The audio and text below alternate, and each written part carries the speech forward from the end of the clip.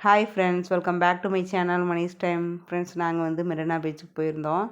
போகும்போது பார்த்திங்கன்னா 4 மணிக்கு மேலே தான் இருக்கும். ஆனால் சூடாக இருந்தது, நடக்கவே முடியல பசங்கனால. அந்த குட்டி வாண்டு மட்டும் அவங்க அப்பாவை கொஞ்சம் நேரம் ஐஸ் பண்ணி தூக்க சொல்லிட்டா. அவங்க அண்ணனை கொஞ்சம் நேரம் ஐஸ் பண்ணி தூக்க சொல்லிட்டா. தூக்கி வந்துட்டா. நாங்கள் வந்து அவங்கள 2 பேர்த்தையும் வானத்து போல் சின்ராசு துளசின்னு தான் சொல்லுவோம். அந்த மாதிரி தான் அவங்க தங்கச்சியை என் தங்கச்சி பையன் பார்த்துக்குவோம். 2 பேர்த்தையும் அப்படி தான் சொல்லுவோம். அதே மாதிரி தான் இருக்கும் அவங்க பண்ணுறது எல்லாமே. பீச்சுக்கு கூட்டிகிட்டு வந்து ஜாலியாக என்ஜாய் பண்ணாங்க. பார்த்தா ஊரே பீச்சில் தான் இருக்குது. அந்த அளவுக்கு கூட்டம். ஜாலியாக நனைஞ்சி விளாண்டுட்டு இருந்தாங்க. உள்ளுக்குள்ளெல்லாம் போய் விளாண்டுட்டு இருந்தாங்க. நாங்கள் அந்த அளவுக்குலாம் போகல. கால் மட்டும் நினச்சிட்டு வந்துடலான்னு சொன்னேன். இந்த பசங்க கேட்கவே இல்லை. சரி, ஒரு நிமிஷம் ஃபோட்டோவுக்கு மட்டும்னாச்சும் நின்றுங்கன்னா நிற்க மாட்டேங்கிறாங்க. நாங்கள் அதுக்கெலாம் நிற்க மாட்டோம், எங்களை விளையாடத்தானே கூட்டிகிட்டு வந்தீங்க அப்படின்னு. இந்த பேர் எழுதுது பாருங்கள், இந்த வாண்டெல்லாம் சும்மா சொன்ன பேச்சே கேட்கல. ஒரு ட்ரெஸ்ஸு கூட கொண்டு வரல. மேலேருந்து கீழே வரைக்கும் தொப்பையாக நனைஞ்சி போச்சு.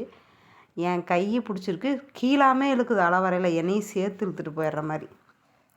இதுக்கு மேலே உன்னைய பிடிச்சி என்னால் வச்சுட்டு இருக்க முடியாது சாமி, நீ உங்கள் அம்மாட்டே போ அப்படின்னு சொல்லி தாட்டி விட்டுட்டேன். கை பிடிங்கன்னா பிடிக்கவே மாட்டேன்ட்டாங்க. இந்த ஒரு ஆள் என் பையன் பயந்துட்டு இருந்தான். போன வருஷமும் நல்லா ஜாலியாக என்ஜாய் பண்ணேன். இந்த வருஷம் பார்த்திங்கன்னா கொஞ்சம் பயம். என் கையை விட்டு போகவே இல்லை. என் பொண்ணு என் தங்கச்சி பையனும் கையே பிடிக்கல. அதுக்கு பாட்டுக்கு விளையாண்டுச்சுக்க. உள்ளே வரைக்கும் போகாதீங்க அப்படின்னு சொல்லி சத்தம் போட்டுக்கிட்டே தான் இருந்தேன். சின்ன பசங்களை கூட்டிகிட்டு போனால் கேர்ஃபுல்லாக பார்த்துக்கோங்க. ஜாலியாக இருக்குன்னு என்ஜாய் பண்ணிவிட்டு உள்ளே இறங்குறதுக்கு தான் பார்ப்பாங்க, நம்ம விடக்கூடாது. சரின்னு சமாதானம் பண்ணி வெளியில் கூட்டிகிட்டு வந்துட்டோம். நாங்கள் எல்லாம் விளையாண்டுட்டு இருந்தோம் பசங்கள்லாம் வச்சுட்டு. அதுக்கப்புறம் என் தங்கச்சி போயிட்டு அவங்க சித்தப்பாவை தாட்டி விட்டா.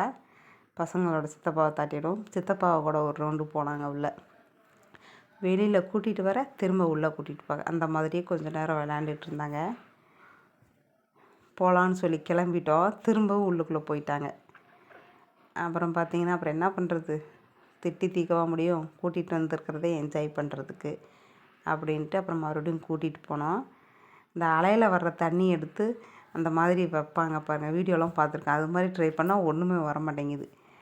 அப்புறம் வீடு கட்டுறேன், கோபுரம் செய்கிறேன் அப்படின்னு சொல்லி செஞ்சிகிட்டு இருந்தாங்க. மொத்தம் நல்லா என்ஜாய் பண்ணிட்டாங்க. எப்படியோ வருஷம் ஒரு நாள் பீச்சை காமிச்சு முடிச்சிட்றோம். அடுத்தவங்களை பார்த்துக்கிட்டே நிற்காதீங்க, கவனமாக நில்லுங்க அப்படின்னே சொல்லிகிட்டு இருந்தோம். பசங்களை, சின்ன பசங்களை கூட்டிகிட்டு வர்றதெல்லாம் சாமானியப்பட்ட வேலை இல்லை. நல்லா என்ஜாய் பண்ணாங்க. சாயந்தரம் ஆக ஆக காற்று வேறு ஜில்லுன்னு அடிச்சுது, குளிர் வேற ஆரம்பிச்சிச்சு. அதே மாதிரி ட்ரெஸ் எல்லாம் காஞ்சி போயிடுச்சு. எவ்வளோ தூரம் ஈரமாச்சோ அவ்வளோ தூரம் காஞ்சி போச்சு பாருங்கள். இதுக்கு தான் இவ்வளோ பேச்சு பேசுனீங்க அப்படின்னு வேறு பேசுனாங்க. பெரிய மனுஷன் மாதிரி பேசாதீங்க, கம்முன்னு இருக்கேன்னு சொல்லிவிட்டு அப்புறம் கூட்டிகிட்டு போயிட்டோம். பாருங்கள், என்னை என்ன இழுக்கிறான் என் தங்கச்சி பொண்ணு.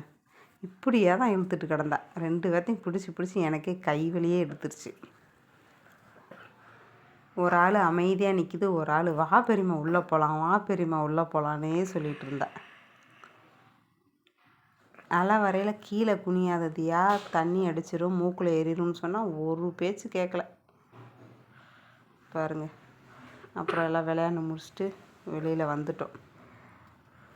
உள்ளே போனால் தண்ணி கிடைக்காதுன்னு என்னமோ அப்படின்னு நினச்சிட்டு வெளியிலேருந்து வரும்போது 2 லிட்டர் வாட்டர் கேனு அதுக்கப்புறம் நாங்களும் கொண்டு வந்திருந்தோம். அந்த தண்ணியெல்லாம் வச்சுருந்தோம். தண்ணி பாட்டிலை கடைசிக்கு வீட்டுக்கே கொண்டு வந்துட்டோம், ஒரு 1.5 லிட்டருக்கு பக்கமாக. அப்புறம் வந்து சமோசா, சுண்டல், பானிபூரியெல்லாம் வாங்கி சாப்பிட்டோம். சாப்பிட்டு முடிச்சுட்டு எழுந்து போயாச்சு. ஒவ்வொருத்தராக அடுத்தடுத்து ரைடு போகணும், கன் ஷூட் பண்ணணும் அப்படின்னு. அப்புறம் போலீஸோட அது ரொம்ப மோசம். 50 ரூபா ஒரு வீட்டு சொல்கிறாங்கன்னு சொல்லி அவங்க சித்தப்பாங்க. அங்கே சமோசா, சுண்டல் சாப்பிட்டு வந்து ஸ்ப்ரிங் ரோலாம் அதை வாங்கிட்டாங்க. அதையும் உட்காந்து சாப்பிட்டு வந்துட்டோம். எந்த ஒரு பொருளை வாங்கும்போதும் சரி, சாப்பிட்றதும் சரி, ரேட்டு கணக்காக பேசுகிறோம். இல்லாட்டி வாங்கும்போது ஒரு ரேட்டு, நம்ம சின்ன பிள்ளைகிட்ட முதல் கொடுங்க சொல்லுவாங்க. அது மட்டும்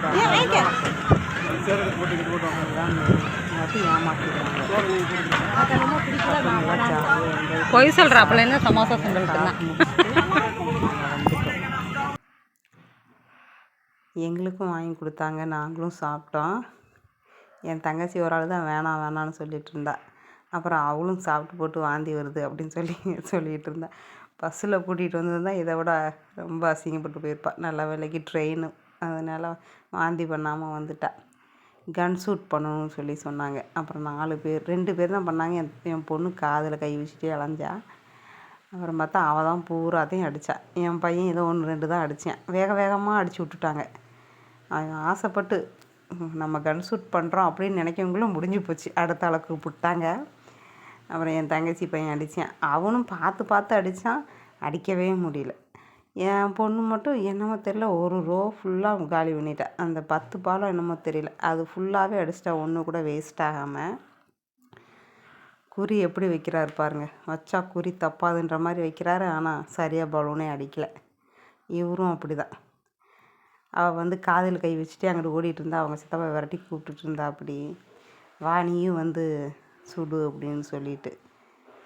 நல்லா கலர்ஃபுல்லாக இருந்தது பீச் பார்க்க.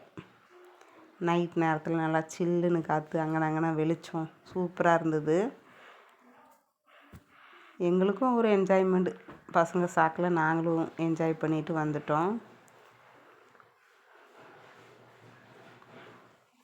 கன் ஷூட் பண்ணிவிட்டு அதுக்கப்புறம் பார்த்திங்கன்னா அந்த ராட்டினம் மாதிரி இருந்தது, அதில் சுற்றலான்னு போனோம். அதில் சுற்றினா ரொம்ப கிறுகிறுன்னு வந்துடும், சாப்பிட்டது பூரா வெளியில் வந்துடும்னு சொல்லிவிட்டு அப்புறம் பசங்க மட்டும் ஏறி உக்காந்தாங்க. இந்த மயில், குதிரை இந்த மாதிரி மெதுவாக சுற்றுறது விளையாண்டுட்டு வெளியில் வந்து நடக்கிறது அவ்வளோ ஒரு கஷ்டம். நடக்கவே முடியல.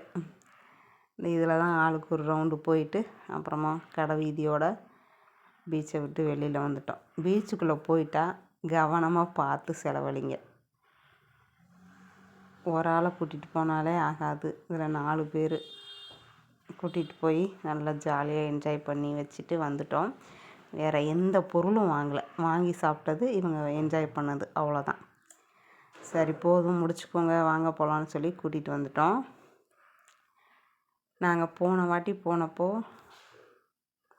ஒரு பொருள் வாங்கினோம். அந்த பொருள் ரேட்டு எப்பவும் போல் இருக்க ரேட்டை விட அதிகமாக சொன்னாங்க.